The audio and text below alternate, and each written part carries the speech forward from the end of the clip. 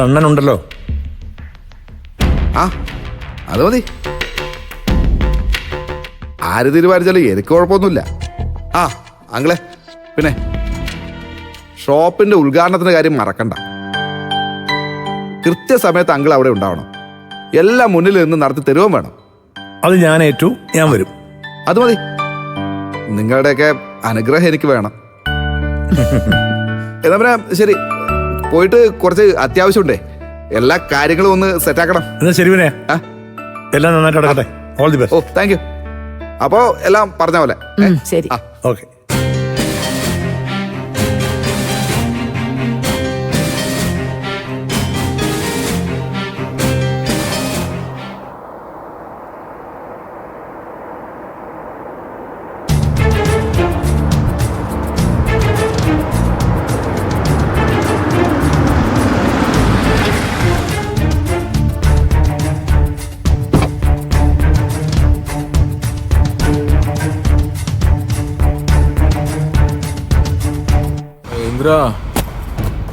നമുക്ക് രഘുട്ട വീടെത്തി, ഇറങ്ങി വാ. രഘുട്ട ഒന്ന് ഇറങ്ങി. രഘുട്ട വീടെത്തി. രഘുട്ട വീടെത്തിന്ന്. രഘുട്ട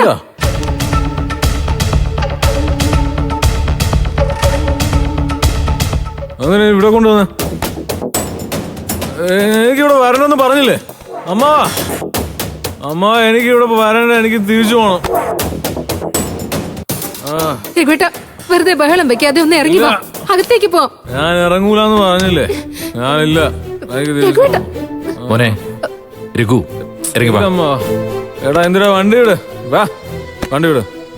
എനിക്ക് ഇവിടെ ആരുമില്ല, ആരുമില്ല. വണ്ടി എടുക്കടാ. എന്തിനാ ഇല്ല, ഞാൻ ഓടി. വെറുതെ ഓരോന്ന് പറയാതെ ഒന്ന് ഇറങ്ങി വാ രഘുവേട്ട. ബോധമില്ലാതെ ഓരോന്ന് പറഞ്ഞു പോകുന്നു. രഘുവിന് നമുക്ക് എല്ലാവർക്കും കൂടെ അകത്തേക്ക് കൊണ്ടുപോവാം. വേണ്ട, ഈ കെട്ടിറങ്ങുമ്പോ എല്ലാം ശരിയായിക്കോളും. രഘുവേട്ട വാ, ഇറങ്ങ്.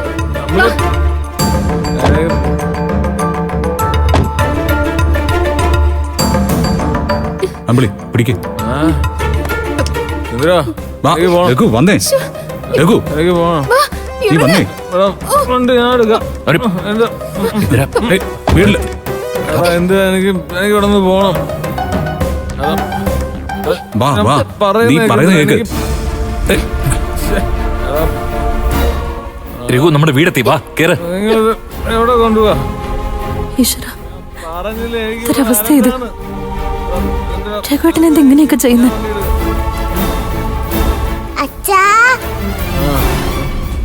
അച്ഛനെന്താ പറ്റിയേ? ഒന്നും പറ്റിയില്ല മോളെ, കുറച്ച് കഴിയുമ്പോ ശരിയായിക്കോളും. നീ വന്നേ.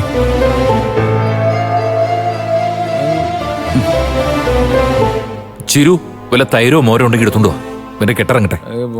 ഞാൻ മോരെടുക്കാം.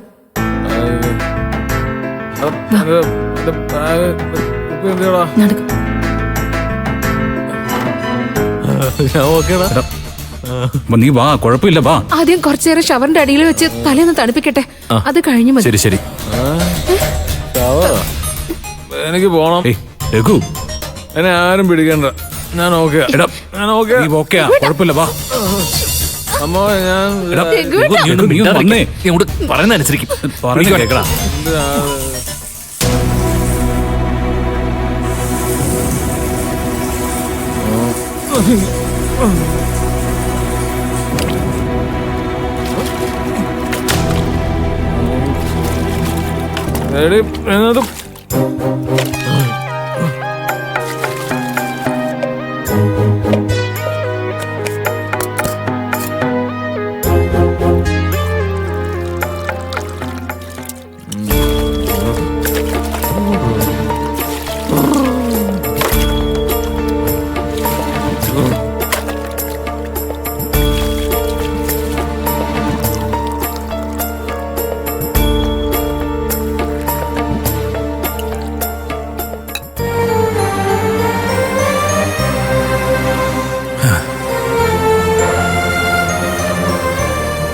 രഘു ഇങ്ങനൊരു അവസ്ഥയിലേക്ക് പോകുമെന്ന് ഒരിക്കലും ഞാൻ കരുതിയില്ല.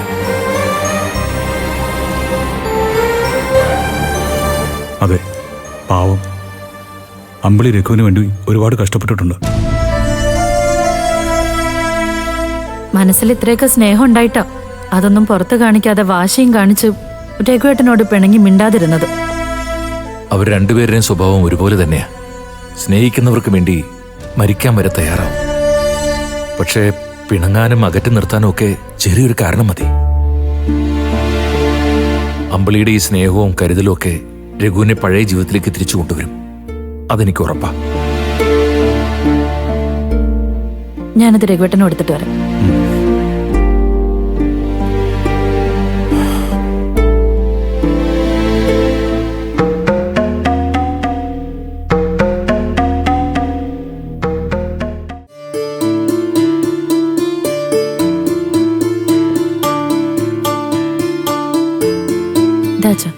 നേരം സന്ധ്യാകാറായല്ലോ. ഇന്ദ്രന് പോയിട്ട് ഒരുപാട് കാര്യങ്ങളുള്ളതല്ലേ? നാളെ യാത്ര ചെയ്യാനുള്ളതല്ലേ?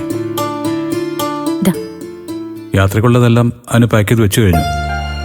ഇനി പോയിട്ട് വണ്ടിക്കുള്ള കാര്യങ്ങൾ മറ്റും അറേഞ്ച് ചെയ്താൽ മതി.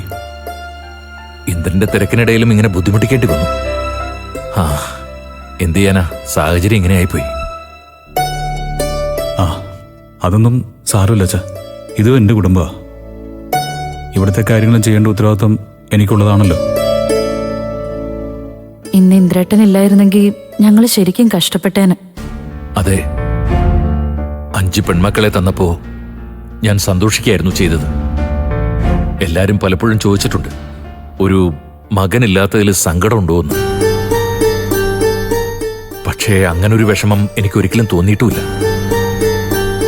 5 പെൺമക്കളിലൂടെ 5 ആൺമക്കളെ കിട്ടുമെന്ന് എനിക്കന്നറിയായിരുന്നു. അതിപ്പോ ശരിക്കും സത്യമായി. അമ്പിളിക്കൊരു ആങ്ങളെ ഉണ്ടായിരുന്നെങ്കിൽ എങ്ങനെ സഹായിക്കുമായിരുന്നു, അതുപോലെ തന്നെയാ ഇന്ദ്രനിന്ന് ഞങ്ങൾക്കൊപ്പം നിന്നത്. അച്ഛൻ പറഞ്ഞ പോലെ അച്ഛൻ്റെ ഒരു മകനല്ലേ ഞാൻ. ഞാനൊരു മകന്റെ കടമ ചെയ്യുന്നെന്ന് കരുതിയാൽ മതി. ഇനി വീട്ടിൽ ചെല്ലുമ്പോ സുശീലാന്റി പ്രശ്നം ഉണ്ടാക്കുമെന്ന എൻ്റെ ഒരു പേടി. അതൊന്നും ഓർത്ത് നിങ്ങൾ ആരും ടെൻഷൻ അടിക്കണ്ട. അമ്മയെ എങ്ങനെ മാനേജ് ചെയ്യണമെന്ന് എനിക്കറിയാം. ആ, ഇനിയിപ്പോ നിന്ന് സമയം കളയുന്നില്ല. ഞാൻ ഇറങ്ങട്ടെ അച്ഛാ. ഇന്ദ്രനൊരു കാര്യം ചെയ്യ്, രഘുവിന്റെ വണ്ടി കൊണ്ടുപോയിക്കോ. നാളത്തെ യാത്രയ്ക്ക് ഈ വണ്ടി തന്നെ ഉപയോഗിക്കുകയും ചെയ്യാം. അത് വേണ്ട അച്ഛാ, ഞാനൊരു വണ്ടി പറഞ്ഞു വെച്ചിട്ടുണ്ട്. ഞാനത് പോയി എടുത്തോളാം. ഈ വണ്ടി ഇവിടെ വെറുതെ കിടക്കുമ്പോ അതിന്റെ ആവശ്യമുണ്ടോ ഇന്ദ്രേട്ടാ? ഇന്ദ്രൻ മടിക്കണ്ട. നമ്മളെല്ലാവരും ഒരു കുടുംബമാണെന്ന് ഇന്ദ്രൻ തന്നെയല്ലേ ഇപ്പൊ പറഞ്ഞത്. ഒരു കുടുംബത്തിൽ